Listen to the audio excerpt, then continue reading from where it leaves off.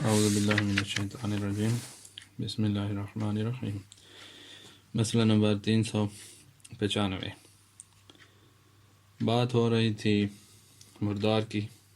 اور ہم نے کہا تھا کہ ہر وہ حیوان، انسان کا مردار نجس ہے، اسی طرح ہر وہ حیوان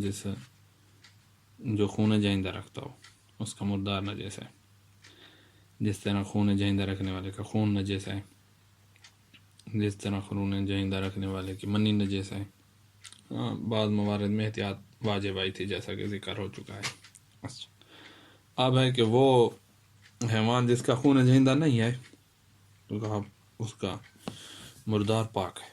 نجس ہی نہیں ہے۔ میتا مالا نفس لہ سائلہ طاہرۃ، اس کا جس کا خون جائندہ نہیں ہے اس کا مردار پاک ہے۔ کل وزغ والاقرب، وزغ چھپکلی، اقرب بچھو، سمک مچھلی، منہ الخفاش یا خفاش، علامہ ثبت البیل اختبار، کہہ رہے ہیں کہ چمگادڑ کے بارے میں بھی تجربہ کیا ہوا ہے، تو اس کے مطابق یہ بھی خون جہندہ نہیں رکھتی، لہذا اس کا بھی مردار پاک۔ وقد میتا ما یشک فی ان لہ نفس سائلہ او لا، اسی طرح وہ حیوان جس کے بارے میں شک ہے کہ خون جہندہ رکھتا ہے یا نہیں رکھتا، تو اس کا مردار بھی پاک ہے۔ جب تک اطمینان نہ ہو جائے کہ خون جہندہ رکھتا ہے، اس وقت تک ہم اس کو پاک قرار دیتے رہیں گے۔ بعد میں پتہ چلا کہ وہ تو خون جہندہ رکھتا تھا، تو اگر اور وہ نجس تھا، تو ہم نے کوئی اگر نماز پڑھ لی ہے اس کی نجاست میں، تو ہماری نمازیں ٹھیک ہے۔ اور موضوع جو ہوتا ہے، اب کیا اختبار ہم پہ واجب ہوگا؟ تو کہا اختبار واجب نہیں ہوتا، کیونکہ اختبار موضوع ہے، اور موضوع کی چھان بین یہ واجب نہیں ہوتی۔ اچھا، اگر کوئی کر لے تو کوئی گناہ بھی نہیں ہے۔ میتا، جس کو ہم نجس کہہ رہے ہیں بار بار، میتا کسے کہتے ہیں؟ کہ میتا وہ ہے کہ جس کا شرعی طریقے سے تزکیہ نہ ہو۔ شرعی تزکیہ ذبح کرنے سے ہوتا ہے،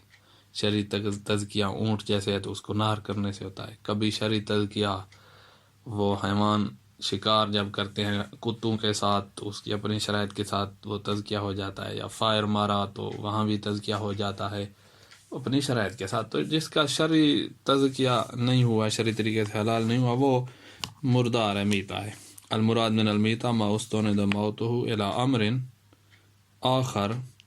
میتا سے مراد وہ ہے کہ جس کی موت منسوب ہو ایک کسی اور امر کی طرف، غیر تزکیہ، جو امر تزکیہ نہیں ہے، علی الوجہ شرعی طریقے سے، جس کو ہم تزکیہ کہتے ہیں، حلال کرنا کہتے ہیں، اس کے علاوہ سے جو مر گیا حیوان، وہ میتا ہے۔ اب ہے یہ مسئلہ پیش آتا ہے، آج کل دنیا اکٹھی ہو رہی ہے، گلوبل ولیج بن رہی ہے، تو یہ مسئلہ پیش اب مزید بھی آئے گا، ویسے آ بھی رہا ہے اور آگے بھی، کہ ہم گوشت خریدتے ہیں مارکیٹ سے، تو ہر گوشت بھی حلال نہیں ہوتا۔ حلال وہ ہوگا جو شرعی طریقے سے جس کو ذبح کیا جائے حیوان کو۔ اب کوئی گوشت کسی ملک سے آیا ہوا ہے، کوئی کسی ملک سے آیا ہوا ہے، مسلمان ملک میں ہم رہ رہے ہیں تو اس میں کافر بھی ساتھ رہتے ہیں، مثلا جیسے لبنان ہو گیا، مصر ہو گیا، عیسائی ہیں وہاں پر، یا انڈیا میں ہیں لوگ رہ رہے ہیں مسلمان، تو ساتھ کافر بھی ہیں، تو گوشت لیتے ہیں بازار سے، مثلا مرغی کا گوشت، تو اس کو اب ایک دفعہ یقین ہے کہ یہ تو مسلمان نے ذبح کیا ہے، اس کو پھر تو کوئی مسئلہ ہی نہیں ہے۔ ہم بات کر رہے ہیں جب ہمیں پتہ نہ ہو، شک کے مورد میں علم نہیں ہے، تو کس گوشت کو حلال قرار دیں، کس کو غیر حلال قرار دیں؟ تو کہا کہ 3 گوشت جو میں ابھی اس مسئلے میں ذکر کر رہے ہیں ان کو حلال قرار دے رہے ہیں، لیکن وہ 1-2 شرط جو لگائیں گے وہ موجود ہو۔ پہلا 3 میں سے یہ ہے کہ گوشت ہے، چربی آپ نے لی ہے، جلد لی ہے، مسلمان سے لی ہے، اور مسلمان اس میں ایسا تصرف کر رہا ہے کہ جو حلال شدہ، تزکیہ شدہ حیوان میں تصرف کیا جاتا ہے، تو پھینکا نہیں ہے اس نے، وہ رکھے ہوا ہے، مثلا جیسے دینے کے لیے وہ اپنے دکاندار ہے، یا وہ آپ کو ہدیہ کر رہا ہے، تو یہ ہدیہ جو ہوتے ہیں یہ تزکیہ شدہ ہی حیوانوں کا کیا جاتا ہے، تو یہ ایک تصرف اس میں کر رہا ہے، تو ایک دفعہ یہ والا گوشت حلال ہوگا۔ تو یہ پہلا ہو گیا، مسلمان کے ہاتھ سے لیں اور وہ اس میں ایسا تصرف کر رہا ہے جو تصرف تزکیے کے مناسب ہے۔ دوسرا گوشت وہ کہ جو کسی ایسے ملک سے آیا ہو جس ملک میں غالب مسلمان ہیں، جیسے مصر اکثریت مسلمانوں کی ہے، عیسائی کم ہے، تو یہ بھی ایسے ہی ہے جیسے مسلمان کے ہاتھ سے لیا جاتا ہے، وہی حکم ہے، یعنی یہ بھی حلال شمار ہوگا۔ بس ایک شرط ان سب میں آ رہی ہے، وہ سب میں ہونی چاہیے۔ اور تیسرا ہے کہ آپ نے مسلمانوں کے بازار سے خریدا ہے، مثلا انگلینڈ میں کوئی رہ رہا ہے، کوئی یورپ میں رہ رہا ہے، وہاں مسلمانوں کی اپنی مارکیٹ ہے جس میں یہ سب کچھ ملتا ہے،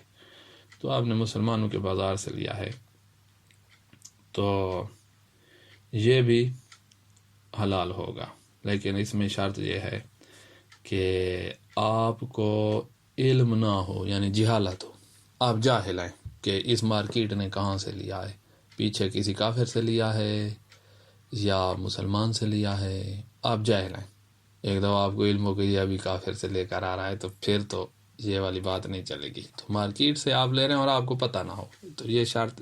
ایک یہ ہے کہ پتہ نہ ہو۔ یہ جو ہم نے تینوں ذکر کیے ہیں کہ مسلمان سے لیں، اس حکومت سے آئے جو حکومت مسلمانوں کی اکثریت ہے جہاں پر، اسی طرح مسلمانوں کے بازار سے لیں، ان تمام میں ایک شرط ہے، وہ یہ کہ آپ کو کم از کم احتمال ہو جائے کہ یہ جو تینوں ہیں نا، انہوں نے تزکیے کا اطمینان کیا ہوگا۔ آپ کو احتمال ہو جائے کہ ان تینوں نے جہاں سے میں لے رہا ہوں انہوں نے تزکیے کا اطمینان کیا ہوگا،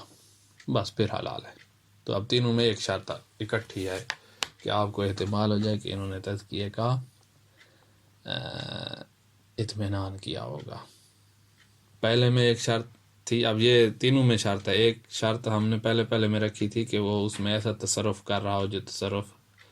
تزکیہ شدہ سے کیا جاتا ہے، یعنی مسلمان سے لے رہے ہیں تو مسلمان اس میں یہ تصرف کر رہا ہو، تو اس میں اب یہ شرط بھی داخل کر دیں کہ احتمال ہو کہ اس نے تزکیے کا اطمینان کیا ہوگا۔ مسلمان ممالک سے آیا ہے تو آپ کو احتمال ہو کہ لے آنے والا تاجر جو ہے اس نے تزکیے کا اطمینان کیا ہوگا، اور مسلمانوں کے بازار سے لے رہے ہو تو آپ کو یہی احتمال ہو کہ انہوں نے تزکیے کا اطمینان کیا ہوگا، اور پتہ نہیں پیچھے کہاں سے لیا ہے، کافر سے لیا ہے، مسلمان سے لیا ہے، یہ جہالت بھی ہو، اور تزکیے کا احتمال بھی آپ کو ہو کہ انہوں نے اطمینان کیا ہوگا، یہ پھر حلال ہوگا۔ ما یؤخذ من ید المسلم من اللحم والشحم والجلد، مسلمان سے جو لی جائے لحم، شحم، گوشت، چربی، جلد، اذا شک فی تزکیتہ، یہ ہم مسئلہ شک کے مورد میں بیان کریں۔ جب آپ کو یقین ہے کہ تزکیہ ہوا ہے تو پھر تو کوئی مسئلہ بھی نہیں ہے، جب آپ کو یقین ہے کہ تزکیہ نہیں ہوا ہے تو پھر تو واضح طور پر وہ حرام ہے، تو یہ ہے شک کہ تزکیہ ہوا ہے یا نہیں، تو فاہو محکوم بالطہارہ، اس پر طہارت کا حکم، یعنی پاک بھی ہے وہ گوشت اور حلال بھی ہوگا، ظاہراً حکم ظاہری حلال ہونے کا لگے گا جب یہ شرائط پوری ہوں، تو بے شرط مسلمان سے لے رہے ہو، بے شرط اقتران جدے بما یقتضی تصرفہ فیہ تصرفا یناسب التزکیہ، ما یقتضی تصرفہ فیہ، بے شرط اقتران جدے بما یقتضی تصرفہ پڑھے، یعنی مسلمان سے رہیں تو یہ شرط پوری ہو کہ اس کا ہاتھ سے ایسا کام صادر ہو رہا ہو کہ مسلمان وہ کام تقاضا کر رہا ہو کہ گوشت میں یہ جو تصرف کر رہا ہے وہ تصرف ایسا ہے جو تزکیے کے ساتھ مناسب ہے، یعنی ایسا تصرف کو کر رہا ہو جو تزکیے کے ساتھ مناسب ہوتا ہے، یعنی کسی کو ہدیہ دینا، جیسے وہ ہدیے والی مثال ہم نے دی، تو حلال گوشت کو ہی ہدیہ کہتے ہیں مسلمان، تو یہ شرط ہونی چاہیے۔ اور ایک اضافی شرط آئے گی کہ آپ کو احتمال ہو کہ اس نے تزکیے کا اطمینان کیا ہوگا، وہ آگے آخر میں سب کی شرط آ رہی ہے۔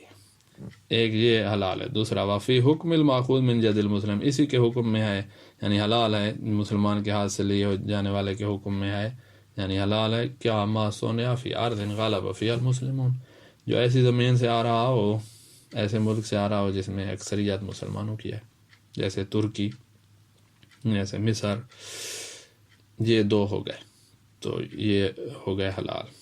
اور اس میں بھی وہی شرط آئے گی کہ آپ کو احتمال ہو جائے کہ تزکیے کا اطمینان کیا گیا ہوگا، خاص صرف احتمال ہو جائے آپ کو. اور تیسرا ما یؤخذ من سوق المسلمین، جو مسلمانوں کے بازار سے لیا ہے. اذا لم یعلم، یعنی آپ جاہل ہو، اذا لم یعلم آپ جاہل ہیں کہ ان الماخوذ منہ مسلمون، یا مسلمان نہیں ہے، کہ جس سے بازار نے لیا ہے وہ پیچھے کافر سے لیا ہے، مسلمان سے لیا ہے، اس بات کا سے آپ جاہل ہو، پتہ نہیں کہاں سے لیا ہے، بس اب مسلمانوں کے بازار سے مل رہا ہے. تو اس میں بھی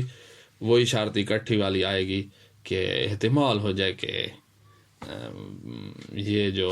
میں جس سے لے رہا ہوں نا، انہوں نے اطمینان کیا ہوگا اس کے حلال ہونے کا. لا فرق فی الثلاثہ، یہ جو تینوں ذکر کیے ہیں، مسلمان سے لیں، ہم مسلمان حکومت سے آ رہا ہے، یا مسلمانوں کے بازار سے لیا ہے، ان تینوں میں کوئی فرق نہیں ہے. بین العلم بسابق ید الکافر او سوق علیہ او عدم ہی، کہ آپ کو علم ہو کہ یہ پیچھے کافر سے آ رہا ہے یا علم نہ ہو، اس لحاظ سے کوئی فرق نہیں ہے جب یہ شرط پوری ہو جائے. اذا احتمل ان ذلجد المسلم او الماخوذ منه في سوق المسلمین او المسلم المتصدی لسنہ فبلد الاسلام، جب احتمال ہو جائے کہ ان ذلجد المسلم، جس مسلمان کے ہاتھ سے لیا ہے اس مسلمان نے، او الماخوذ منه في سوق المسلمین، یا جس بندے سے مسلمانوں کے بازار میں سے میں نے لیا ہے، او المتصدی لسنہ فی بلد الاسلام، یا اسلامی ملک میں اس کو تیار کرنے والا جو پیک کر کے ادھر بھیج رہے ہیں، انہوں نے، آپ کو احتمال ہو جائے کہ قد احرز تزکیہ ہو، کہ انہوں نے تزکیے کا اطمینان کیا ہوگا کہ تزکیہ ہو چکا ہے علی الوجہ شرعی طریقے سے. بس یہ احتمال ہو جائے ان تین میں تو یہ حلال ہے. اما ما یوجد مطروحا فی ارض المسلمین، اب ہے ایک اور گوشت ہے جو نہ آپ مسلمان کے ہاتھ سے لے رہے ہیں، نہ سوق المسلمین سے لے رہے ہیں، نہ کسی مسلمان ملک سے آیا ہے. ایک گوشت ہے جو ایسے زمین پر پڑا ہوا ہے، پتہ نہیں کون پھینک گیا ہے، کسی نے مردار کا پھینکا ہے کہ حلال کا پھینکا ہے، کوئی پتہ نہیں چل رہا. تو کہا اس پر ہم طہارت کا حکم تو لگائیں گے، کیونکہ جب بھی طہارت اور نجاست کا شک ہو تو اصل طہارت ہے، لیکن حلیات کا اب جب ہمیں شک ہے تو حلیات کا حکم یہاں نہیں لگائیں گے. اما ما یوجد مطروحا فی ارض المسلمین، مسلمانوں کا ملک ہے اور زمین پر ایسے گوشت پڑا ہوا ہے، تو فیحکم بطہارت، اس پر طہارت کا حکم تو لگے گا. اما ما حلیات ہی، حلیات کا حکم بھی کیا لگے گا. اما عدم الاطمینان بسابق عہد الامور الثلاثہ، جب آپ کو اطمینان نہیں ہے کہ یہ ان تین راستوں سے آیا ہے جو ابھی اوپر ذکر کیے ہیں، اس بات کا اطمینان نہیں ہے تو حلیات کا حکم لگانے میں محل اشکال ہے. ولا یترک الاحتیاط بالاجتناب، یعنی احتیاط واجب ہے کہ اس سے اجتناب کیا جائے. تو ان تین راستوں سے آنے کا اطمینان نہیں ہے. کون سے تین راستے؟ مسلمان کے ہاتھ سے ملا ہو، سوق مسلمین سے، یا اسلامی ملک سے آ رہا. تو ان راستوں سے آنے کا اطمینان نہیں ہے تو اس گوشت سے اجتناب، احتیاط واجب ہے. اچھا، یہ تینوں چیزیں، گوشت، جلد، چربی، جو ہم استعمال کرتے ہیں، یہ ہم نے اگر لی ہے کافر سے تو کافر سے اب لی ہے، اور اب وہ ان تین سے نہیں لے رہے ہم، سوق المسلمین سے یا مسلمان سے کافر نے نہیں لیا ہے، نہ سوق مسلمین سے لے کر آ رہا ہے، نہ دولہ مسلمہ سے آ رہا ہے، کافر سے ہم لے رہے ہیں ڈائریکٹ، اور ہمیں احتمال ہے کہ اس نے تزکیے کا اطمینان کیا ہوگا. اب یہاں یہ احتمال کافی ہے، ان تین میں تو احتمال ہو جاتا تھا نا کہ تزکیے کا اطمینان کیا ہوگا ان تینوں نے، تو ہم حلال کہتے تھے. اب کافر سے لے رہے ہیں اور اس کے بارے میں احتمال آ رہا ہے کہ اس نے اطمینان کیا ہوگا تزکیے کا، تو کہا یہاں یہ کافی نہیں ہے، یہاں احتمال کافی نہیں ہے، یہاں ہمیں اطمینان چاہیے کہ کافر سے لے اور اطمینان ہو جائے کہ تزکیے کا اس نے اطمینان کیا ہے، آپ کو اطمینان ہو جائے، یا یہ اطمینان ہو جائے کہ کافر ان تین سے لے کر آ رہا ہے، سوق مسلمین سے یا بلد مسلمین یا مسلمان کے ہاتھ سے، اس بات کا اطمینان ہو جائے کہ ان تین سے لے کر آ رہا ہے، اور ان تین کے بارے میں وہی احتمال ہو کہ انہوں نے تزکیے کا اطمینان کیا ہوگا، بس ٹھیک ہے، پھر حلال ہے. المذکورات اذا اخذت من اید الکافرین، کافر کے ہاتھ سے لی ہیں، واحتمل کونها ماخوذہ من المزکى، احتمال آ رہا ہے کہ اس نے تزکیہ شدہ حیوان کا گوشت یہ لایا ہے، احتمال ہے صرف، کا یوکم بطہارت ہے، یا طہارت کا حکم تو لگ جائے گا، وقضا بجواز صلاۃ فیہا، پاک ہے لہذا اس جلد میں نماز بھی ہو جائے گی، لیکن لا یجوز اکلھا، کھا نہیں سکتے، کیونکہ کافر کے بارے میں یہ احتمال آ رہا ہے تو یہ کافی نہیں ہے، کافر کے بارے میں اطمینان چاہیے، نہیں کھا سکتے اس وقت تک ما لم یحرز اخذھا من المزکى، جب تک اطمینان نہ ہو جائے کہ اس نے تزکیہ شدہ حیوان سے لیا ہوگا۔ ولو من جہت العلم بکونہا مسبوقہ، اس طرح سے اگرچہ آپ کو علم اور اطمینان ہو جائے، کس طرح کہ بکونہا مسبوقہ، کہ یہ گوشت اور جلد اور چربی یہ مسبوقہ بعہد الامور الثلاثہ، کہ یہ پہلے ان 3 مقامات پر تھے، مسلمان کے پاس تھا، سوق مسلمین میں تھا، دولہ مسلمہ سے آیا ہے، تو وہاں سے آیا ہے، اس بات کا آپ کو علم ہو جائے، یہ کافر تو درمیان میں ایسے واسطہ ہی ہے، یہ وہاں سے لایا ہے، اور ان کے بارے میں آپ کو احتمال مسلمان کے بارے میں جلدی آ جاتا ہے، آپ کو احتمال آ جائے کہ بھئی اس نے تزکیے کا اطمینان کیا ہوگا، بس کافی۔ اچھا، اب ہے کہ حیوان مادہ کے پیٹ سے بچہ ساقط ہوا ہے، حیوان کے پیٹ سے بچہ ساقط ہوا ہے اور مرا ہوا ہے، یہ حلال ہوگا حرام ہوگا، اس کا کیا حکم ہے؟ اس کے پیٹ میں ہی مر گیا تھا اور مردہ ہی نکلا ہے، ابھی ماں جو ہے وہ زندہ ہے، بچہ ساقط ہو گیا ہے، تو اس کا کیا حکم ہے؟ کہا اس احتیاط واجب بنا پر یہ مردار ہے، یہ حرام ہے۔ اب تزکیہ تو اس کا نہیں ہے، لہذا یہ نجس تو ہے، کیا اس کو ہم مردار کہہ سکتے ہیں؟ ابھی اس میں روح داخلی نہیں ہوئی تھی، فرض کریں یہ مسئلہ یہی ہے کہ بچہ ساقط ہوا ہے اس کے حیوان کے پیٹ سے، ماں کے پیٹ سے بچہ ساقط ہوا ہے، اور ساقط اس وقت ہوا جب اس میں روح داخل نہیں ہوئی تھی،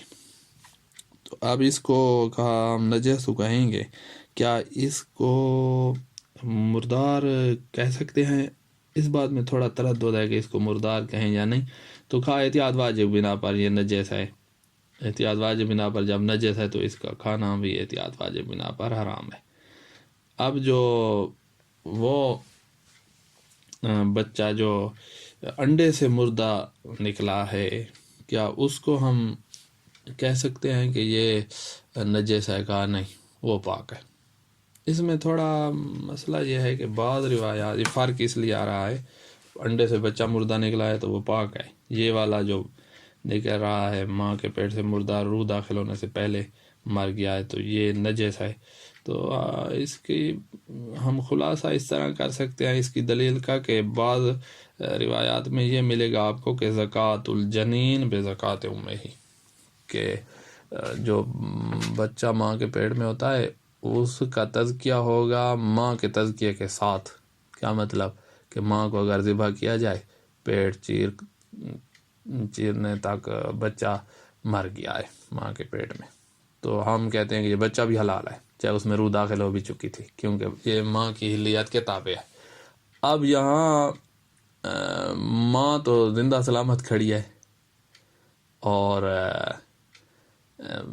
بچہ مردہ بہر آیا ہے، تو لہٰذا اس کی تو زکوٰۃ نہیں ہونی چاہیے، اس لحاظ سے دیکھتے ہیں تو اس کی تزکیہ نہیں ہوا۔ دوسرے لحاظ سے دیکھتے ہیں کہ اس میں بھی روح داخل نہیں ہوئی تھی، تو اس کو کیسے مردار کہیں جس میں روح ہی داخل نہیں ہوئی تھی؟